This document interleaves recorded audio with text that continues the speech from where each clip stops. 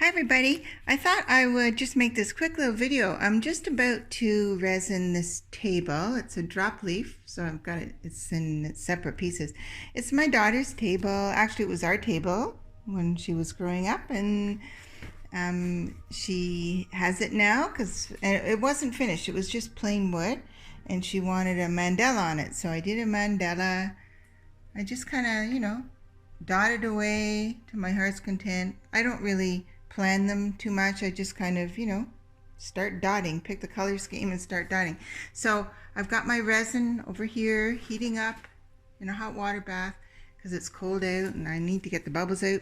So I'm just going to let that sit for a few more minutes, and I'll mix my resin together, my Magic Resin, mix it together for about 5 minutes, and then I'll show you how I resin tables.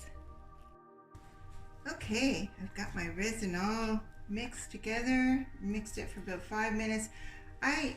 Most manufacturers, probably all of them, they'll tell you how much resin to mix for the surface area that you're going to use. I have always just eyeballed it. If I don't have enough, I'll make some more. If I have too much, I'll pour it in another mold and make something else.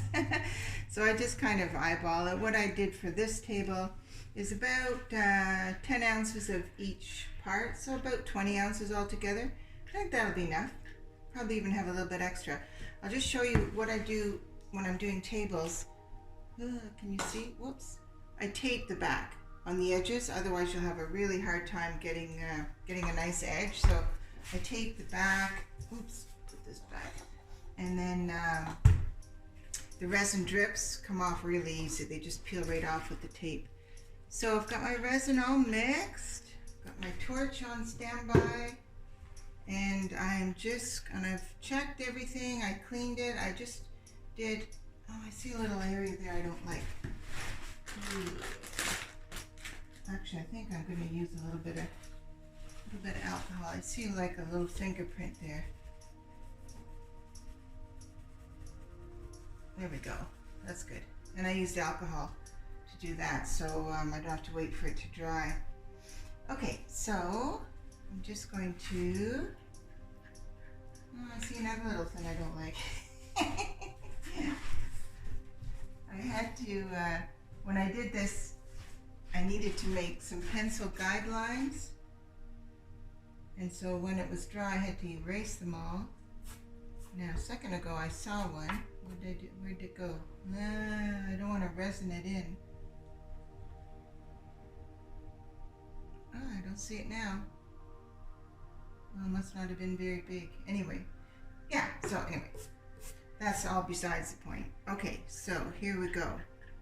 So I'm just going to pour it on. Everything looks good. Pour it on like that. Maybe a little bit more. And what I do, I just use my hands and just spread it around. I don't want it super thick.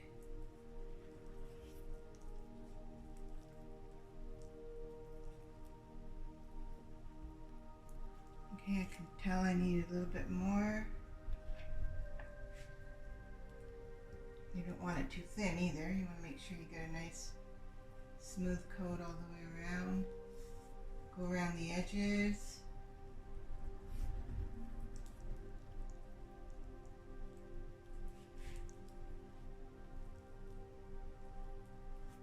I just spread it around. I can tell I need a little bit more. I'll probably end up just being able to do one of the side pieces, and then I'll have to mix some more resin, and that's okay.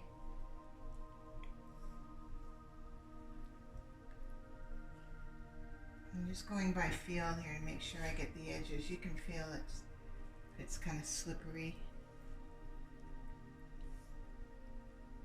I do the same technique when I do all my coffee tables and that. And it always works out really nice. Very rarely do I have to do a second coat. Sometimes, if you get a big chunk of hair or something that lands on it when you're not looking, you'll have to sand it and do another coat, but I think maybe once or twice I've had to do that. You know, if you get tiny little specks of dust on it, no one is ever going to see it. You don't want to have to, you know, for a tiny little speck of dust, you're not going to re-resin the whole thing again. Chances are you're just going to get a different little speck of dust, so gotta learn to live with tiny imperfections. No one else is ever going to notice.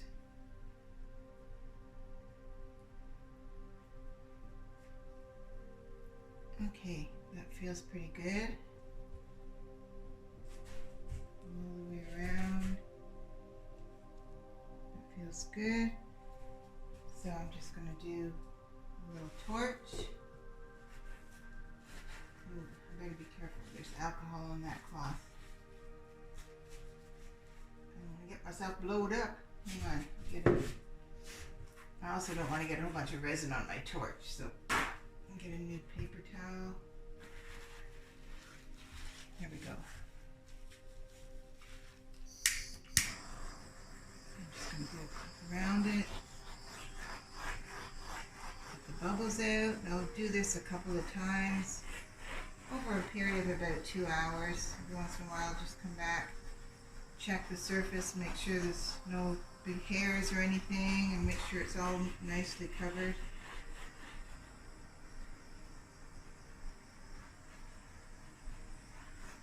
Looking good. Just getting all the bubbles.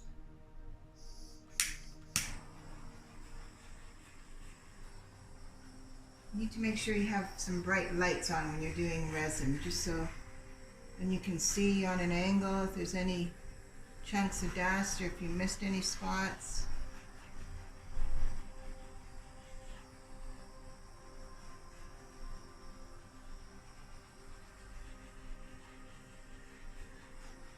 Make sure your table is level.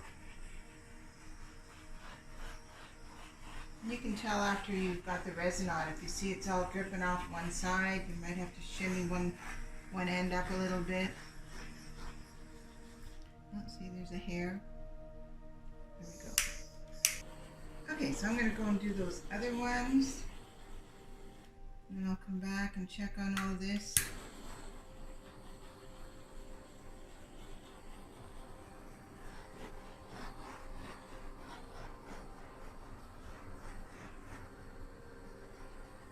Okay, looks good. I'm going to go do those other ones. See if I can move this a little bit so you can see over there. Come on over. There we go. Let's do this guy first. Oh, I might have enough for both.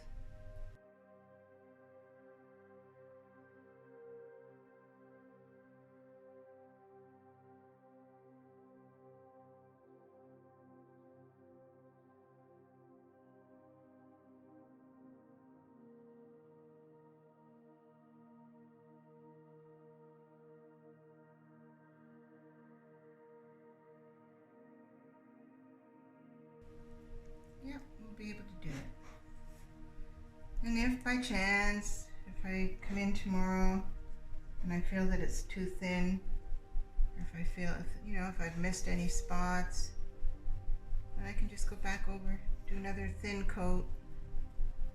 But I think we're going to be good.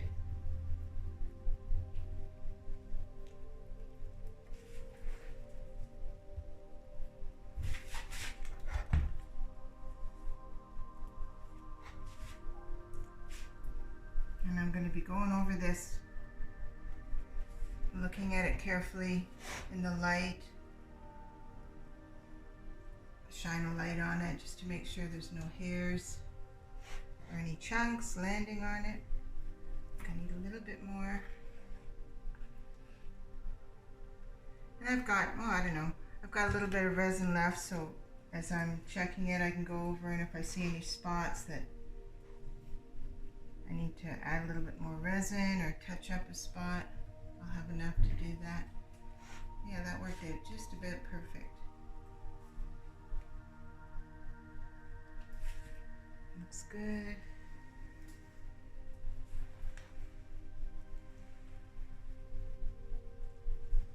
Alrighty, so now we'll do some more torching.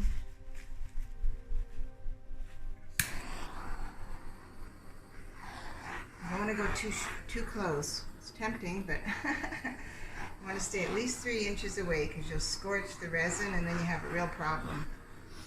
It kind of makes like a scab, and you know, you can't get it off. You'd have to let it cure and sand the whole thing and re-resin it. So you don't want to go too close, or don't hold the torch in one place for too long. Keep it moving.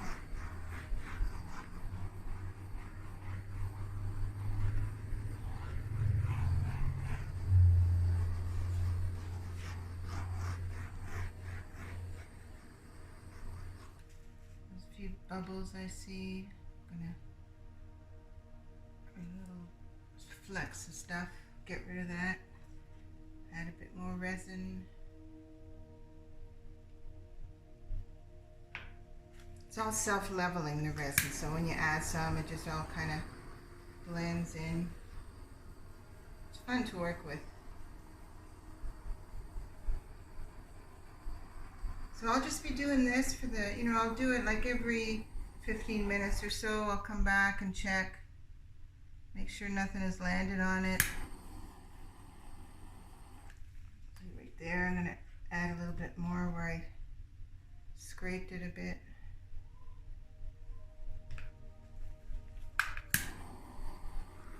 Tiny little fluff.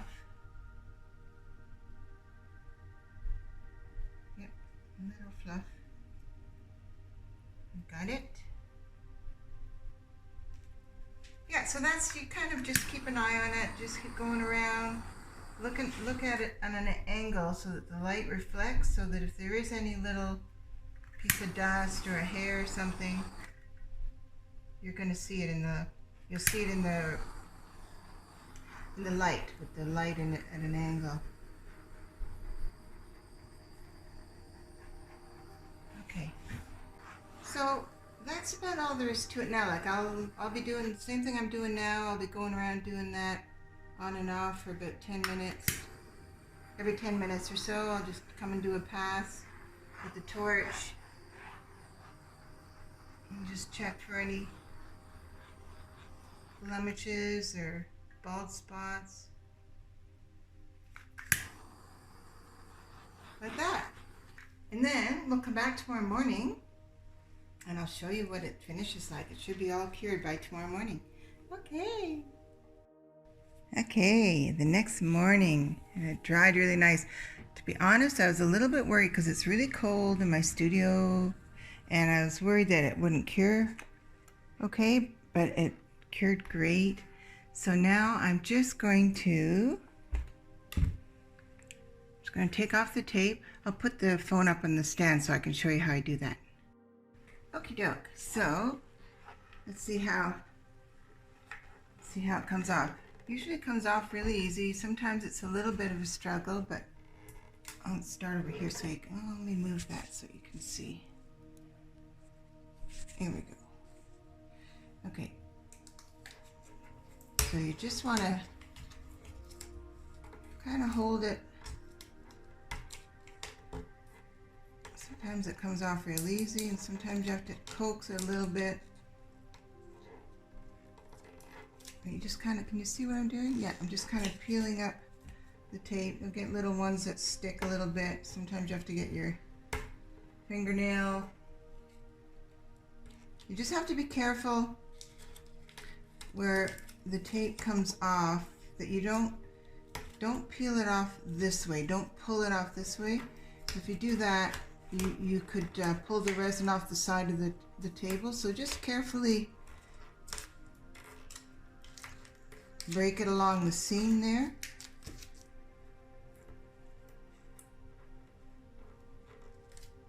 And I usually do it the next day. I don't wait too long to do it because I think it might get harder if you wait too long. Because it's still, you know, I mean, it's hard, but it's still a little bit pliable. So that's all you do. You go around, take all that off, and your edges then are nice and clean. And there you go, you're all set. Came out great. So any painted surface, like I've done lots of coffee tables and, you know, different tables. Any painted surface, you can put this resin on. It works great. Okay, I hope that helps. one more quick cautionary note. When you turn it over to take the tape off, put it on a soft cloth. Don't set it on top of your cups and that. I did that. I forgot and I did it. And I ended up, when I turned it back over, I had a couple little kind of cup rings, because the resin is cured, but not completely. So it's, you know, still impressionable, if you will. So you know what? I thought, oh shoot. But you know what I did? Is I just torched it a little bit, just lightly, like that, where that little ring was, and it went away. It's all gone. So you get a second chance when you make boo-boos. So anyway, I just wanted to add that in case, you know, so when you do, like what I'm doing over there now. Oops. Yeah, sorry about that. Can you see over there? I've got a cloth down so that when I put it face down to take the tape off, I know I'm not going to get any marks on it.